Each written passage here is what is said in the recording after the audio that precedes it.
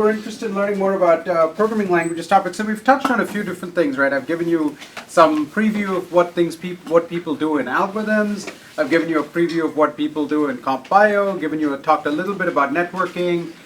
Briefly mentioned security here and there. Might talk a little more about that if we have time. So I thought some of you were also interested in learning about PL, so I thought I'll teach you a little bit about how programming languages people think and what we do. So I want to go back to a thing from the summer. We did how to design programs over the summer. We used Racket. It's kind of this weird syntax, right? It's kind of slightly strange, slightly bizarre syntax. It's actually a little bit, I like to think of it a little like the cockroach of syntaxes. It just never dies. It was invented like 1960 sort of by accident, and it seems to keep sticking around, and people think it's going to keep dying. Then Lisp dies, and Scheme comes along, and then Scheme dies, and then Clojure comes along, and now there's like WebAssembly uses it, and like, what is with this stupid syntax? So it never goes away. I'm actually a huge fan of the syntax. So what I thought I would tell you is a little bit about why the syntax exists, right? So you know what you don't like about it. I'm going to tell you why I love it, right? Why it's my native programming syntax.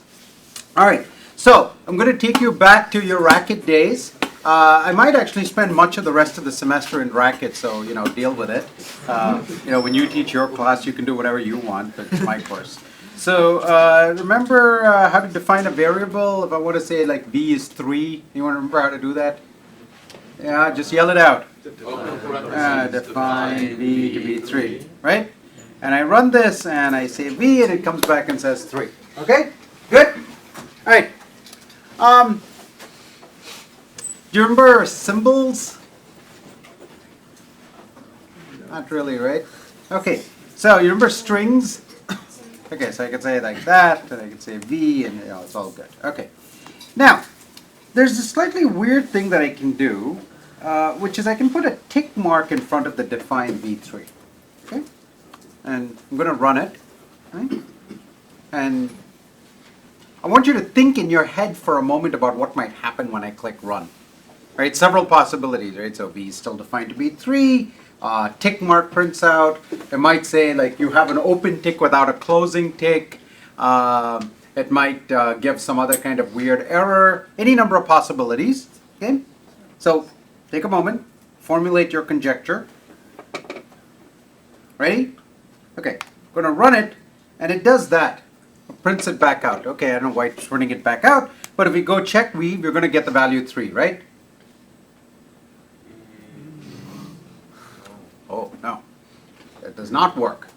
Okay, so something else clearly happened, even though I clearly wrote what looked like a definition, something else clearly happened. In fact, it seems to have printed, so here's the thing, right?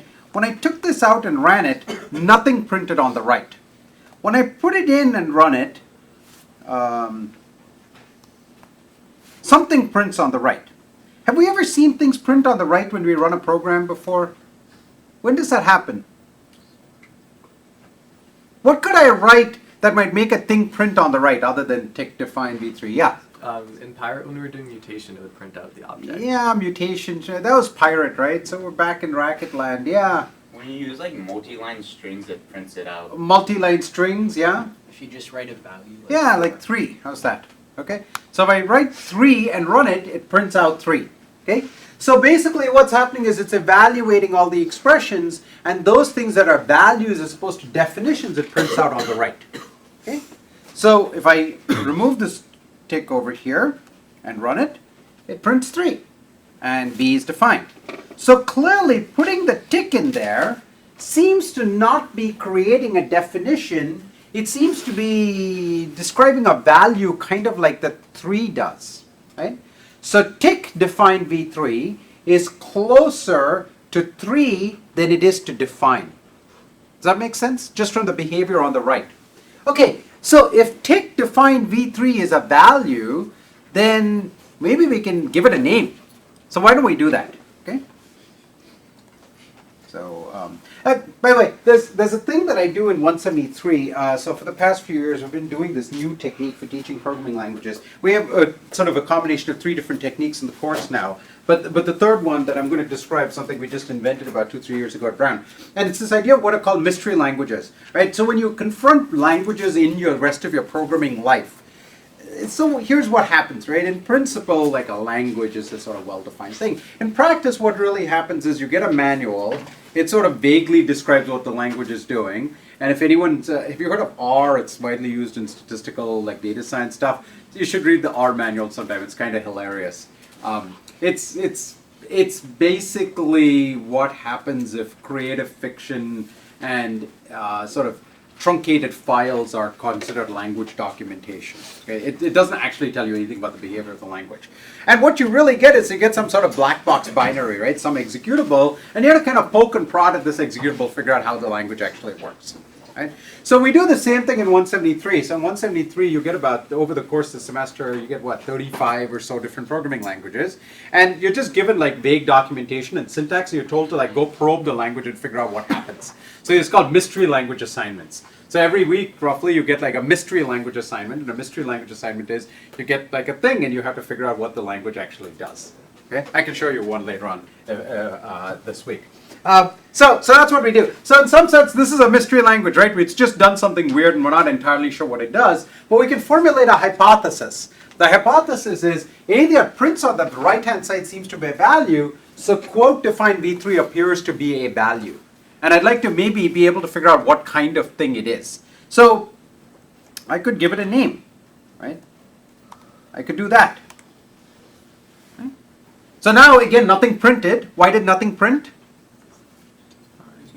Because the top level thing in this thing is a definition. Okay, so what do I expect to be bound on the right? C. V? C. Why not V? C, yeah, okay. So V is not defined, but C is defined. And unsurprisingly, C is defined to exactly what we would expect. It's like a quote defined V3 thing. Okay, now what kind of thing is that? It's not entirely clear. Okay, yeah? List. You think it's a list? Okay, so let's try it out. Let's ask whether it's a list. Aha! It appears to be a list. Okay, so if it's a list, I can ask what the first thing in the list is. Okay? And the first thing in the list is going to come back and say, it's, quote, define. It's some kind of quoted thing. It's like a sort of stringy thing. Define is its name. Okay? I want you to talk to your neighbors and tell me what the second of C is going to be and what third of C is going to be. Go.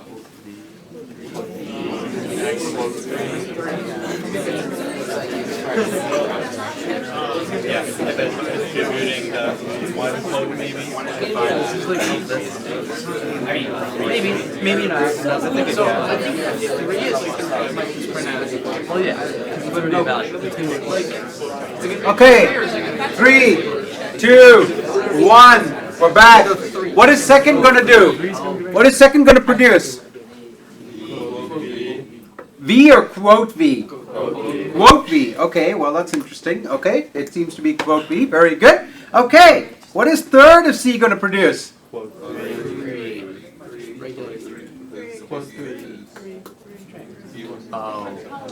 Okay, how many of you vote for quote 3? How many of you vote for 3? Wow, okay, totally tied. Okay, ready? Ready? Hold on. What we should really ask is the following. What is that? What happens if I say quote 3? So you're both right. Aha, you're both right. Okay? So quote 3 is just 3. So something weird is going on with this quote business, right? We need to get to the bottom of quote. Okay, so let me just point out that you could do something similar in many programming languages, right? You could do the moral equivalent of this by saying,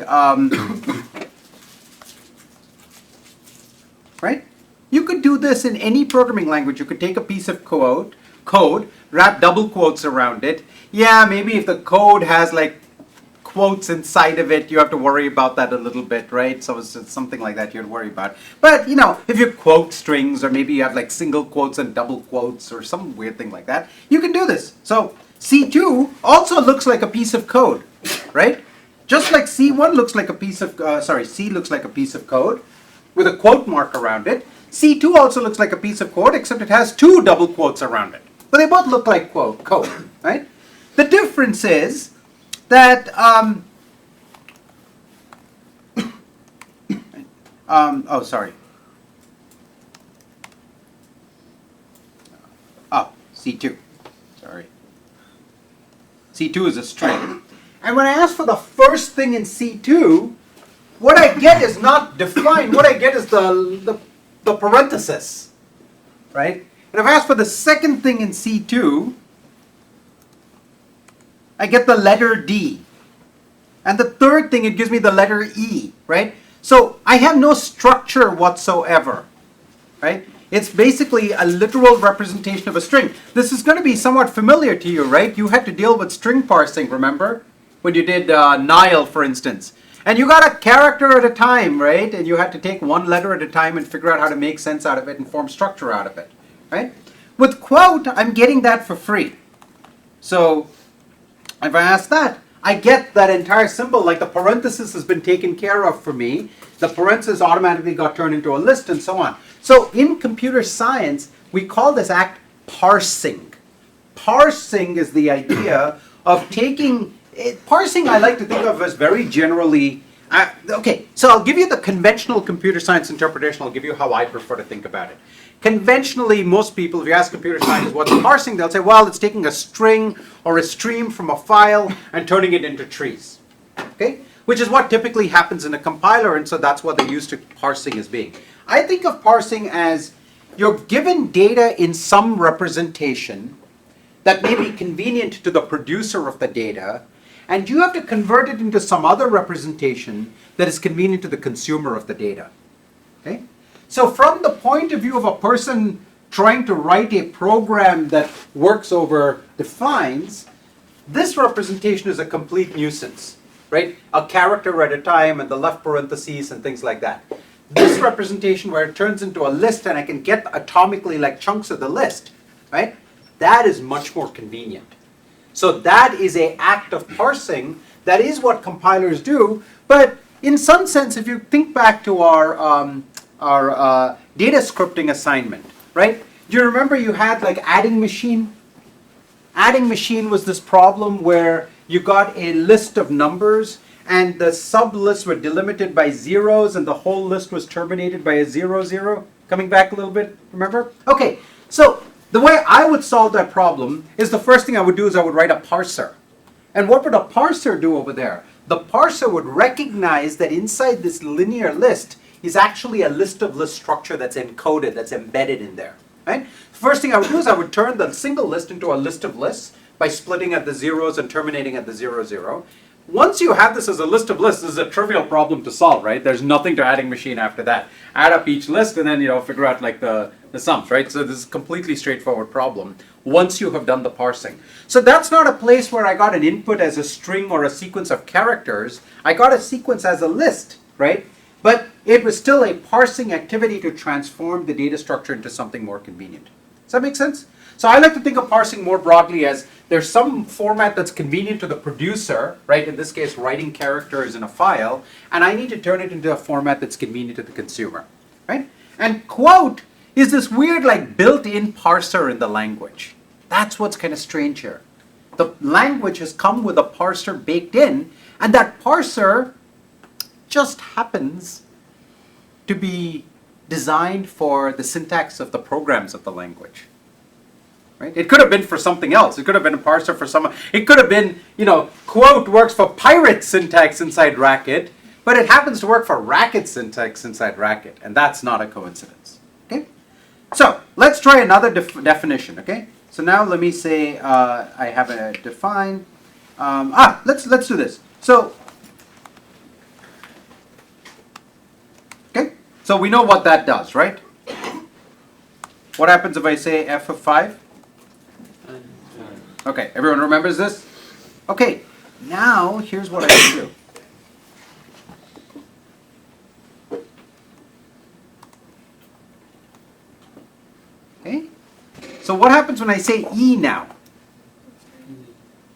E is going to look exactly like that thing on the left. Okay, now what I want you to tell me is what the structure is going to be. So clearly E is going to be a list, right? Just like C was a list. E is going to be a list. What is its first, what is its second, what is its third? And if any of those are substructural, how can I get to the individual pieces? Go. It's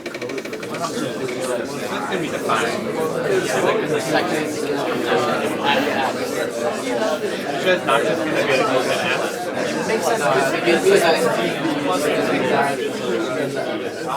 If it was open, so it would be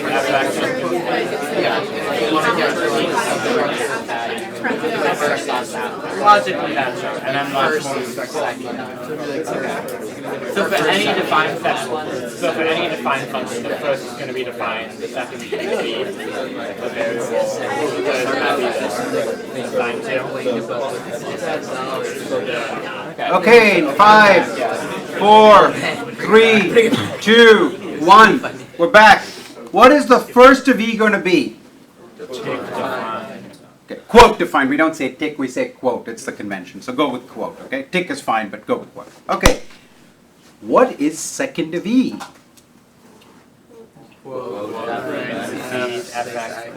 What kind of thing is second of E? It's a list. So, if I say second of E, okay, so I can ask, is it a list? It is. Okay. What about third of E? Third of E is also a list. So, how do I get to the F? First, second of E. Okay. So what's happened is, I wrote this linear structure, but really, it's recognizing that there is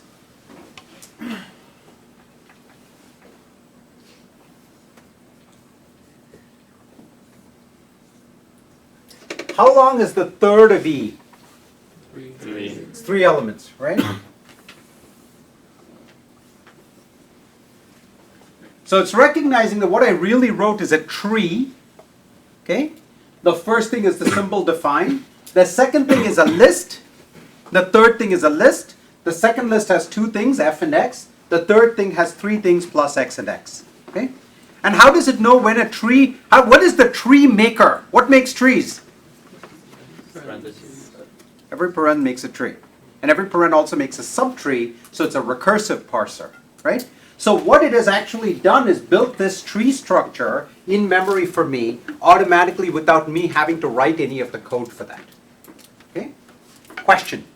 Can you expand, I mean, maybe plus doesn't work, that's kind of like a low-level thing, but if you use functions, that are predefined, can you go down into those? Right now, none of this is actually, okay, so there's a very interesting, subtle question. So you're asking whether I can go probe into the code of things and so on, right? Right now, none of this is code. This is all just like glory. So the way to think about quote is strings done right. Okay? It's strings with an automatic parser so that you can write structured strings and get parsing for free. Okay? But it's just strings, that's all it is, right? It's a single quote instead of a double quote, and it doesn't have a terminating quote because everything is surrounded like there's an expression integrity kind of thing, so it knows automatically where it ends. Okay? But these are just strings. Remember, if I say E and now I say F, that's not code. I'm just messing around with strings. It just so happens that my strings have a parser for them, and they happen to look an awful lot like racket code. So you can't go into, there's no code. Plus isn't code, it's just a string. Right? It's no different from, if I wrote this, you wouldn't come back and say, can I go look at the implementation of plus? It's like, dude, that's a string. Well, so is this. Just a string. Okay? Okay, good. All right, yes? So like inside the quote define function, can you write like code that That's the real question. Great question. Could we write something that is not legal code? Right? So that would be a real test of that, right? This is mystery language thinking. Okay, first of all, let's write some illegal racket. I mean, we have to know what to write that's illegal, right? Anyone have any suggestions for some illegal racket? I mean, I know that's a weird juxtaposition of terms, but play with me. Don't report me to the feds or something. Yeah, illegal racket. Can you just write plus instead of like the plus symbol? Well, that's legal. That's just the procedure plus. Like, no. So this is the beauty of prefix syntax, right? Infix, that wouldn't be okay, but prefix, that's totally cool with that. Yeah. What if you wrote like F outside of the parentheses and then put some stuff inside? Yeah, so that's just an unbound identifier, but it's syntactically legal. We need something that's syntactically illegal. It's like not even racket syntax. It has to give me a syntax error. Do you have a syntax error in mind? F equals x plus x. Like you just read out code to me? Just writing it with an infix operator. Like that. Okay, so the problem is that's actually, well, you know what's going to happen when I hit enter? Anyone, any ideas? So it's going to, okay, so here, I could do it, let's do this instead. What happens if I type that and hit enter? Just print. It's 5 expressions. You wrote 5 expressions? Fine. So if I say this, what's going to happen? It's going to evaluate each thing and say F is unbound, but it's really just 5, because equals is fine on its own, plus is fine on its own, right? This is 5 expressions. Like, I'll take one and skip the rest. Yeah? Define A Define A. and just close parentheses. Aha. Define A to be what? Okay? That's now bad syntax. Okay? So now we've produced something that is truly not legal racket syntax. Okay? So now the question is, what happens if I say that? That's your question. Right? What do you think? It'll be fine. Because that would tell us whether it's code, thinking of it as code or not. It's like, that's totally cool. Okay? It's just some quoted, it's a list. Yes? What happens if you have dangling? In fact, let me just do this, right? So if I define bad of define A, right? So bad, list bad. First, second of bad is just the simple A, right? Totally legal. Yes? Oh, I was gonna say, what happens if you have like dangling parentheses? Yeah, so the parser is going to be, so if I say define A, close, and an extra close, it's just going to be like, I'm going to take the first S expression, and nothing's called an S expression. I'm going to take the first quoted thing, the first tree, and then it's just going to say, look, there's an extra paren there. I don't know what you want me to do with it, right? And similarly, if I tried this, what do you think will happen? I'll just wait for me to finish. You're not done yet. Okay? All right. So, okay, we're getting the gestalt of what's going on, right? We can write things that are not even legal racket. Okay? But maybe that actually creates an opportunity. Maybe we can write things that are not yet in the language as a way of wanting to add them to the language. Okay? So, here is a proposal. If you think back, this is roughly, we're talking about the Stone Ages at this point, but when I introduced streams in class, I said something very quickly that you most probably never even noticed me say the first time. You certainly don't remember me saying. But what I said was, procedures do two things, a function. It binds a name to arguments, and it evaluates, it suspends the body, right? So it does the name binding, and then it does the body suspension. Which means we can ask, are these separable concerns? Can you think of doing no name binding and only suspending the body? Can we? Did we ever see that? That's how we got streams, right? And that's what you did for homework, right? We had thunks. So we weren't using the name binding feature, we were simply using the body suspension feature. And then you can ask the flip side, does it make sense to use the bind the names but not suspend evaluation of the body? And I very quickly said, yes, of course. There's a reason to do, there's a way to do that, and that's what's called let. Okay? So in racket, for example, I can say let x to be 3 plus xx, and it comes back and says 6. Okay? Now, what does that have to do with procedures? Like, just gave it a name, right? So what's the big deal? Well, actually what's happening is when you say let x be 3 plus xx, okay, that turns into lambda x plus xx applied to 3. So this x goes over here, this plus XX goes over here, the 3 goes over here, so it creates a procedure and immediately uses it. So the 3 goes to X, and then you get plus 3, 3, which is exactly what you wanted, right? So in fact, it's not technically true Racket implements let as a primitive, but you could imagine that you could do this, and now that's one fewer thing for the compiler writer to implement, right? The people building Dr. Racket, we would not have to actually implement let. If we could just turn every let into lambda, once we implement lambda in application and variables, we get let for free. Does that make sense? Right? It's a way of shrinking the language. It's called desugaring, and every programming language does desugaring. Racket does it, Haskell does it, Scala does it, Python does it. When you write a list comprehension in Python, it's actually desugared into a bunch of method calls. In fact, even when you write plus in Python, it turns into desugared into a method call of underscore, underscore, plus, underscore, underscore. Right? So there's a ton of desugaring going on in every programming language, where you give a bigger surface syntax and you compile it down into a smaller core syntax. Okay? So let's just say let weren't already in the language. Okay? So what I want to do is I want to define a let-like construct. So for simplicity, I'll skip a pair of parentheses. So I want it to be, so if I write let a variable is some value in some body, okay? I want to turn that into lambda of that variable in that body applied to B. Does that make sense? Questions? Okay. So what I would like to do is I would like to write a function that does this.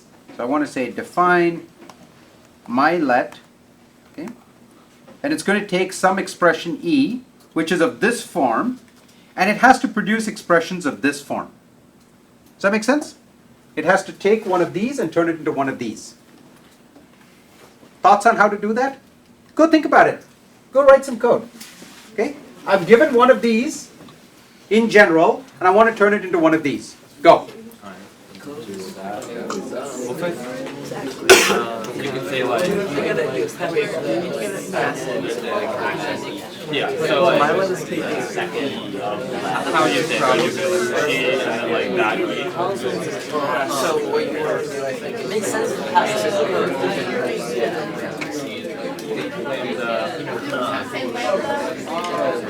yeah, the first one would be what was that, the second of first and second? so it'd be first and second. Yeah, first. Second of G. Have you tried back? I don't have to make that over. And then third of G. Okay, let's do this first. Yeah, third. What is the output of transforming? We're going to write a test case, okay? What is the output if I give it L1 as the input, the first let expression? What is the output expression going to look like? Read it out to me. Quote. Start with a quote, okay? Okay? Lambda. Ah. Okay? Run X. run. Plus X. Okay? So that's what we're trying to do. We're trying to write a function that given L1 is going to produce O1. Okay? Anyone want another minute? Mostly done? Another minute. Okay, go. So wait, but now all of these have like quotes and stuff. How do we get rid of it?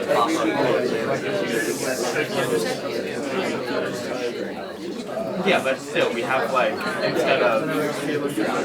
Oh, No, because when you do that, you get the... Because now, like, instead of this being, like, this supposed to be X, this is that. So how do you get it?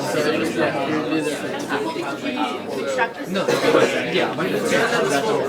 You want to route or not Work on these, one parentheses. Like, how do we get rid of the parentheses? because when you like pull it out. Yeah. Okay. But could we still validate it? But that's why you're. But if I put a quote, inside of the list. Wait, no, but like if I know a quote of something is a list, and I access the elements below, I still get a quote of something else. I get a quote element. Is that thing it's kind of what? Yeah, and also If it's still a list, then you have a problem. Okay, ready? Okay, let's go. What are we going to do?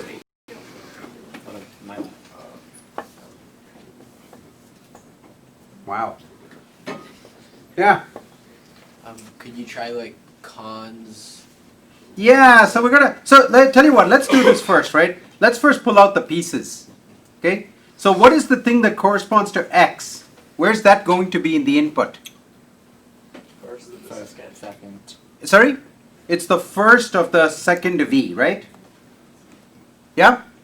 What's the part that corresponds to V? Second. Okay? What's the part that corresponds to B? Third. Third of V. Right?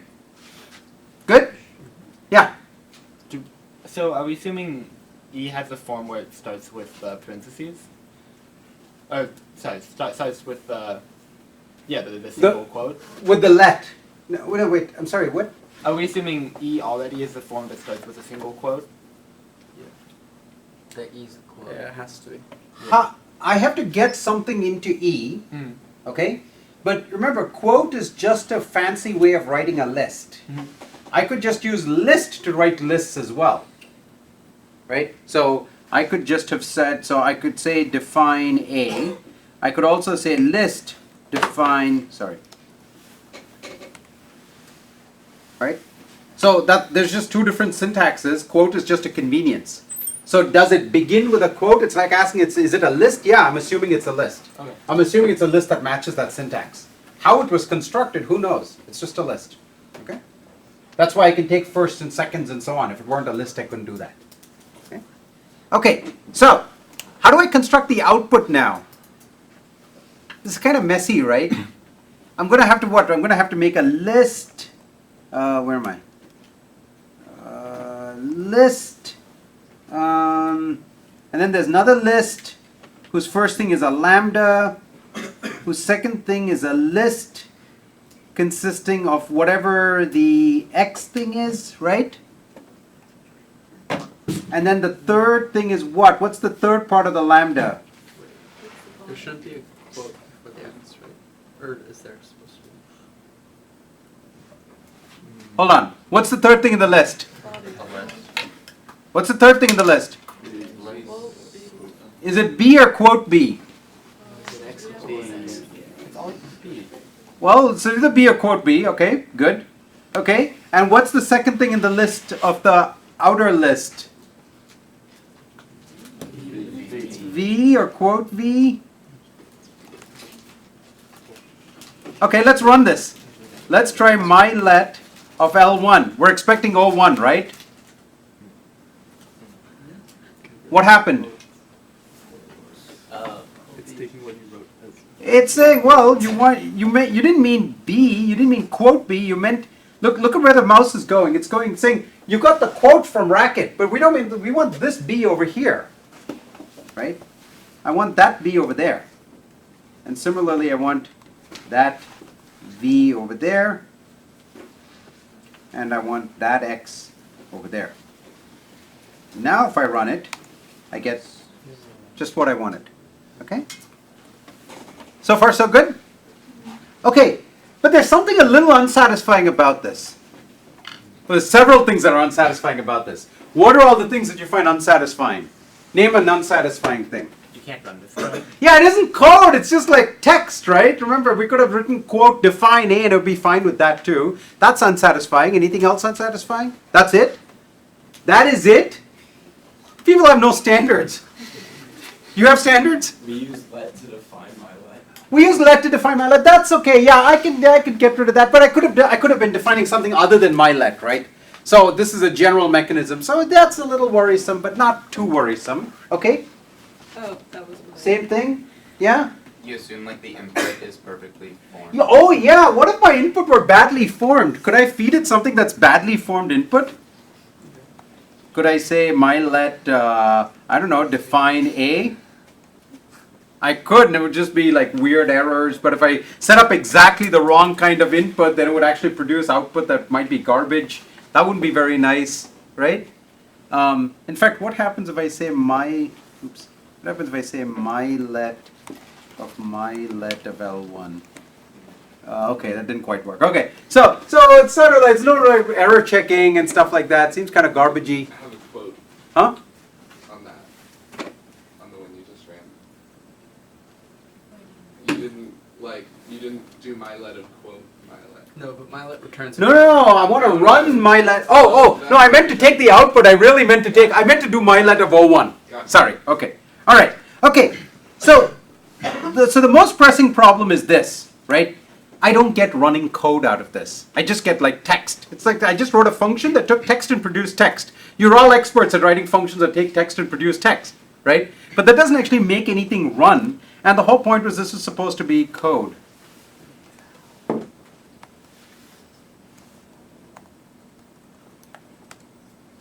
It runs. So eval is a function that takes these list structures and actually runs them.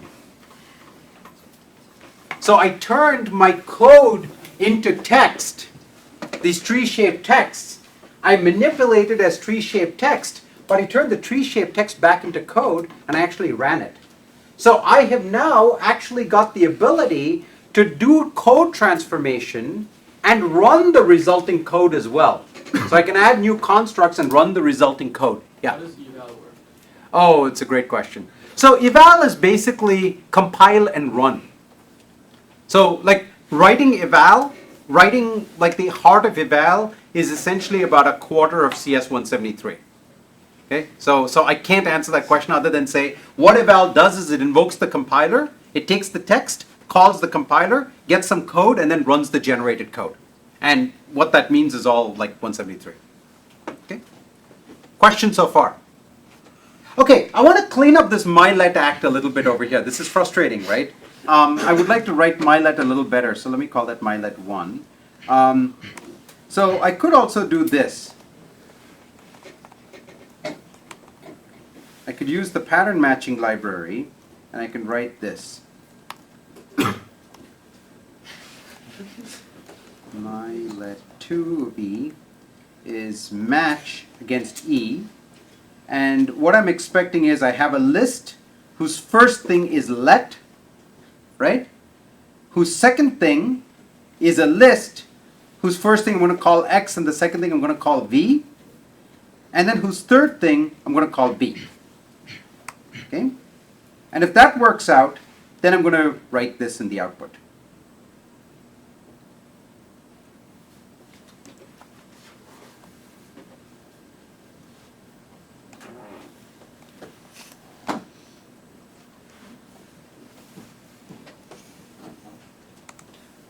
Okay?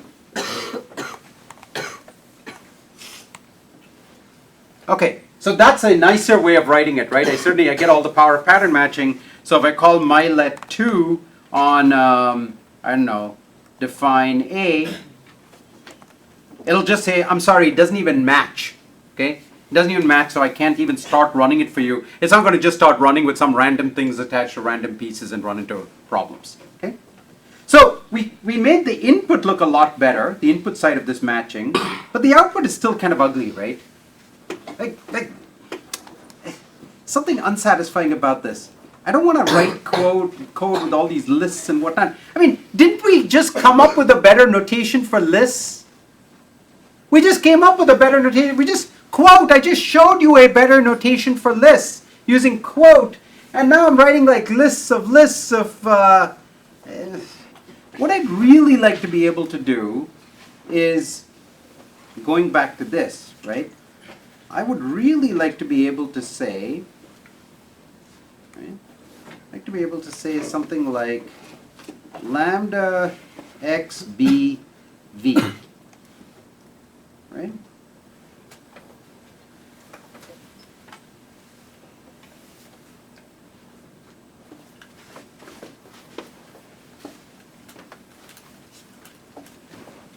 That's what I would really like. Okay? So, okay? O1. Wait, O1. Oh, I1, L1, right? Okay. Ready? Not happy about this? Why are you not happy about this? Why are you not happy about this? You're just gonna get XBV, aren't you? You sure? Or lambda. That's not O1. Why not? Why didn't that work? Yeah, It didn't like expand. it's or quote. That's exactly what quote does, right? It'd be weird if quote suddenly like magically started replacing names and stuff like that in strange ways and strange places, because then you'd have no predictability about how quote works. You should be very offended if this did not produce this output, because it would mean that quote is completely unpredictable, right? Actually, it turns out there's a cousin of quote, meaning we don't want to quote everything. We don't want to quote the X, we don't want to quote the B, and we don't want to quote the V, but we like everything else quoted for us in lists made automatically, right? So we don't want to quote, we want like a quasi-quote basically, right? So you can actually, instead of a forward tick, you can say a back tick instead, okay? Now, let me just be clear, this didn't actually solve any problems, okay? But, right, and if I mouse over the X and the B and the V, you can see like nothing's blinking, right? But I can do that. Okay.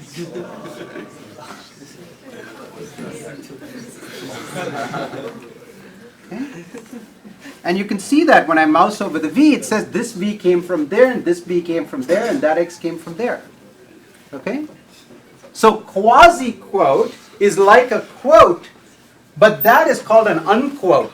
It says, I want the skeleton of a list-like structure, or there's one of these trees, but in places, I want you to substitute in the thing that I wanted to have written, that I've got bound already. I can actually write any arbitrary expression I want over here. I can put like a, any expression I want. Okay? Does that make sense? Yeah. Can you unquote in a quoted list? Can I, sorry? Can you unquote in a quoted list that's not quasi-quoted? Oh, that's a very interesting question. So, let's try this, okay? So, I'm going to define L, I don't know what L I last used, so let's do this. So I've got a quote, not a back quote, okay?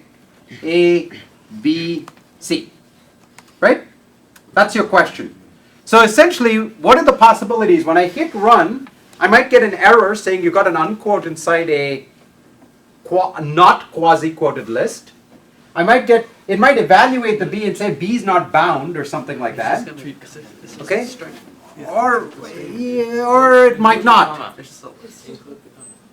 Okay, so let's look at L3 now. It did produce an error. So it didn't say you used an unquote inside a non-quasi-quoted list. It didn't unquote and say B is unbound, right? B is unbound, right? Instead it says that you have an unquote. So the second of L3 is a quoted, unquoted B.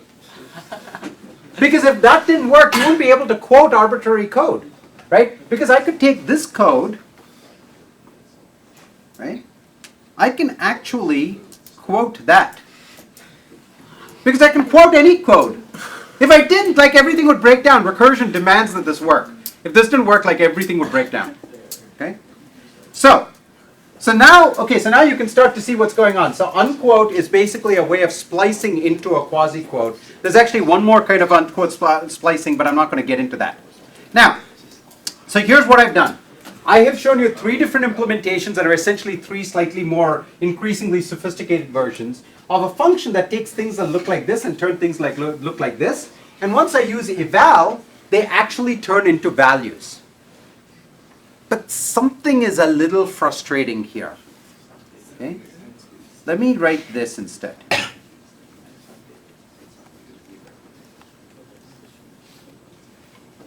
Okay? So that's going to produce a 6. But notice something very important. When I hover over the X over here, and I'll put this on a different line in case the hovering is not so clear, right? It knows what all the X's are. It knows where the X's came from. This X is bound over there. That X has 2 bound occurrences. It tells you all of this useful stuff. Watch what happens when I hover over the X over here in L1. Okay? What happened? Nothing. Why not? Because? It's just like a string, right? Remember, quote is just a glorified string. Quote might even be used to do things that are not even legal racket, right? What's it going to mouse over here? It can't mouse over anything. Or I might say, define new to be my new construct x, y, y, x, x, z. Right? Like, I don't know what your new construct is. What am I supposed to do when you mouse over these? Do the arrows go this way? The arrows go this way? The arrows go up? The arrows go nowhere? Maybe none of those are arrows? It has no way of knowing. Okay? So, eval is a feature from the Lisp world that got adopted by lots of languages. So JavaScript, for example, makes extensive use. In fact, JavaScript has, to my knowledge, about 7 or 8 different ways of doing evals. Okay? It's actually a real nuisance in JavaScript, because if you're trying to do JavaScript web security, as I did for many years, one of the things you need to do is you need to see all the places where eval is happening, and here's why. Eval takes strings, arbitrary text, and turns them into running code. When you do security analysis, what you're trying to do is to ask, can this code do anything harmful? So the starting assumption is you know what the code is. But eval means you don't know by looking at the program what the code is, because somebody might be arbitrarily making up strings and then calling eval on them, right? Remember the halting problem? Determining whether something is going to be evaled is a halting problem. Is equivalent, figuring that out is equivalent to solving the halting problem. So you cannot figure out what's actually going to be evaled. And that's even when you know that there's a function called eval, right? In bracket, the only way to eval is to say eval. In JavaScript, you can put strings inside like arbitrary tags, and then they can turn into things that get stuck into some places, and different contexts in the DOM web page also are evals. If you have a script tag that turns into an eval, everything turns into an eval in JavaScript. Okay? So eval is really evil, slightly misspelled, because it takes arbitrary dynamic code and turns it into strings and turns it into code. And that's why I can't give you a mouse over in Racket. I can't make it so that it knows what X is, because at this point it's just some random string that later on, not even on this side of the screen, right? Later on this side of the screen, turned into an eval. In fact, it didn't even turn into an eval directly. It got passed through some random function that produced something like this that turned into an eval. That got eval that turned into a value. Okay? So, this is a terrible way of extending the syntax of your language. What I'll show you next class is how we can do it so that I can make my new language constructs also get arrows. Okay? So how we can add syntax to the language while letting the language know that something got added to the language. And that'll be a departure point to what is #lang racket up there? That's the question I'm eventually going to try to answer. Okay? Good. See you next class.